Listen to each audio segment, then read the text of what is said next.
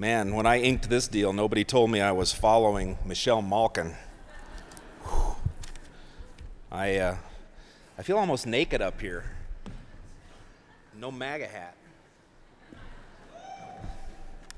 I've been wearing that thing everywhere, and people like it. I encourage you to get yours and wear it, absolutely.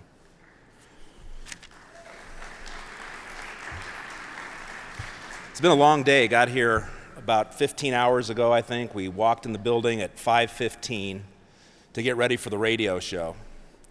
And I had this kind of deja vu moment where I remembered the first time I came to a Western Conservative Summit. It was across the street at the Embassy Suites. I wasn't here at the very beginning. And I came alone as just a participant for the very first time. I was actively involved in the Tea Party. I was getting to know people in the Republican Party, the ones we like, the ones that we don't, trying to figure out how to make a difference, remind people of their promises, remind Republicans of their platform. And as I sat out there for the couple of days, I kept envisioning myself, maybe someday I'll be able to do something that will make a difference. And so today I find myself, doing the radio show live at the Western Conservative Summit. For the last 2 or 3 hours, I've been back there with these heroes that I've read and listened to and followed and tried to support in any way that I can. And we were standing back there. There were times we were in prayer circles, and I could just feel the shivers shooting up, out of the top of my spine, just literally, physically. God moves in this place. It feels really good. So I've been trying to think of what I could add because, for the weeks when I found out I was going to do this, you're always thinking, gosh, what will I say? What can I do that can make a difference? And every new speaker would come up with something, and they'll check that one off the list. Because all we've had is people coming through here with big ideas and big intentions. And it's so important that we, follow them up and support them in any way that we can. But I did notice that there was something that was missing, and that's what I'm going to spend a couple of minutes talking about. And I also want you to know that I have the honor of introducing your very last speaker for the night, a true hero. So hang in there. We're going to be over here very, very soon. You guys are already armed up. I bet if I could see any of you, which you can't up here, if I had you raise your hands, that 99.5% of you would raise your hands because you're ready to go out in the war to fight the biggest scourge of American society, defend unborn life in the womb. We're this close to winning that battle. I truly believe it. Another Supreme Court justice or two. More and more kids who see their baby brothers and sisters on the refrigerator, my blob of cells. Those days are all but over, and I think we're going to win that battle if we keep fighting it as hard as we can. You're ready for that. You know that you have to go out and fight to expose the evil and the dishonesty of socialism, of Islamism, of this cultural appropriation and this social justice warrior BS that we have to deal with every single day of our lives right now. You are ready for those battles. I listened to the lawyers that came through, and I'm a trial lawyer. I have total respect for the system. I admire, listen to, obey judges that stay in their lane and do their job. And it was a joy to hear the stories of these cases that have been, that we've been winning, for religious freedom, the basic underlying premise of this particular conference. It's a wonderful feeling to see that kind of progress and know that people's freedom to believe and worship and put up a cross as a war memorial is still preservable in the United States of America. And I pray and hope that those people keep winning those cases. But the one thing that's not being talked about is the underlying problem. And I think it's the problem that could literally take us down if we don't have a president like Donald Trump or whoever his successor may be in 6 years to address this issue. And I don't want to bore you, but there is no better way that I could explain what I'm talking about than to quote one of the greatest presidents we've ever had, and that's Abraham Lincoln. This was 158 years ago. Bear with me, the language is rich, and now it's gone. There we go. I do not forget the position assumed by some that constitutional questions be decided by the Supreme Court, nor do I deny such decisions must be binding in any case upon parties to a suit as to the object of that suit. While they are also entitled to very high respect, they being the Supreme Court, very high respect and consideration in all parallel cases by all other departments of the government. Abraham Lincoln, in his first inaugural address, was describing the separation of powers. The president, the executive branch, is not subjugated to the Supreme Court. They are certainly not subjugated to a federal judge in Washington or Hawaii or some other place that thinks, gosh, Mr. President, we don't think you should block people on your Twitter account. Are you kidding me? We have federal judges making this decision right now. And the Supreme Court, you know how great the Supreme Court is. Abraham Lincoln was talking about Dred Scott. That's the Supreme Court case that said a black man who had escaped from slavery could be returned to slavery because people of African American descent, or they called it African descent then, were not qualified to be citizens in the United States of America, ever.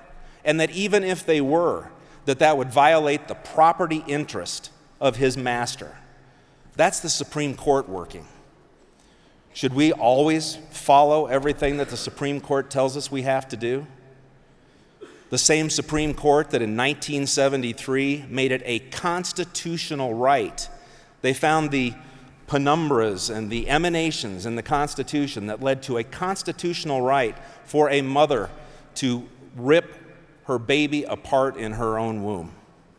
That Supreme Court we're going to listen to as the final arbiter of our social policy and our decision making. Lincoln went on, and then I'll wrap up here.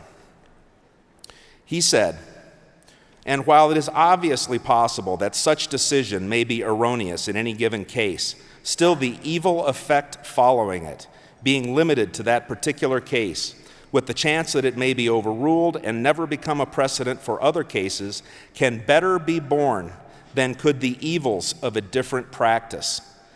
The different practice he was talking about is exactly what we have now. The court speaks, and we all bow down to our black-robed masters. And to wrap up with Abraham Lincoln, at the same time, the candid citizen must confess that if the policy of the government upon vital questions affecting the whole people is to be irrevocably fixed by decisions of the Supreme Court the instant they are made in ordinary litigation between parties in personal actions, the people will have ceased to be their own rulers, having to that extent practically resigned their government into the hands of that eminent tribunal. That is exactly where we stand today. And all these great lawyers that you heard from over the last couple of days that are winning these cases, man, they are plowing the field. But I wish, I had prayed, I hoped more than I could imagine that Donald Trump, when Chief Justice John Roberts said, well, we in the Supreme Court don't really agree with the reasoning that you over there in the executive branch gave for putting the citizenship question into the census. I wish Donald Trump would have come out and said, well, that's very nice. Thank you for sharing. I'm the executive. We are co-equal branches of government. You've said it's legal for me to do, and we're now going to start printing the census.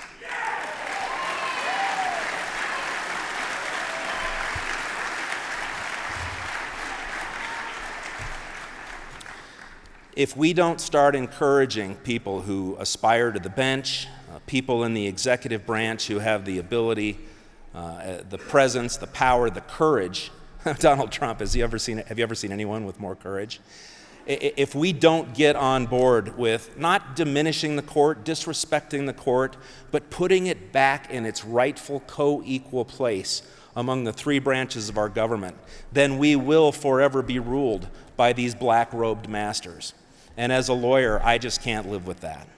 So I know that's the one piece that you didn't get, that you didn't hear from anybody else today, and not very many people are talking about it, but I think we should all start talking about it. It takes a while to make a movement. I thank you so much for your time. To Jeff and everybody here has made this one of the most special days of my life. I'm a blessed man. I love my wife more than life itself. I'm proud of my kids, and I can't wait to spoil this first grandbaby that we've got now, 7 months old. And now I'm here talking to the most admirable people in the country. So thank you very much for your indulgence, and let me introduce our next guest.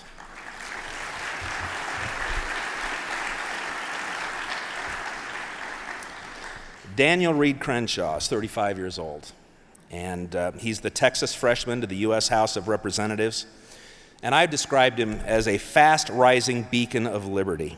He's already using the bully pulpit that he's achieved in Congress to remind not just us, but remind the world that our elected officials are public servants.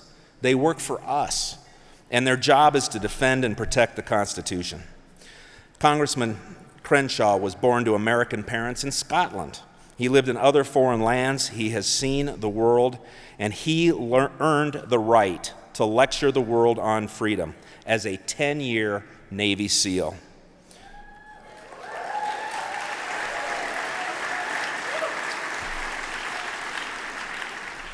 Dan Crenshaw had 3 tours of duty. He left the service as a lieutenant commander. Besides looking really cool, he wears an eye patch. And it's over his right eye, which was destroyed by an IED in Afghanistan back in 2012. He had to have surgery to save the sight in his other eye. And I could go on, but I know you're anxious to hear him. So please, please, please, the last and best rousing applause of the night, welcome the holder of 2 Bronze Star medals, a Purple Heart, and the Navy and Marine Corps Commendation Medal with Valor, the freshman House representative from the great state of Texas, Congressman Dan Crenshaw.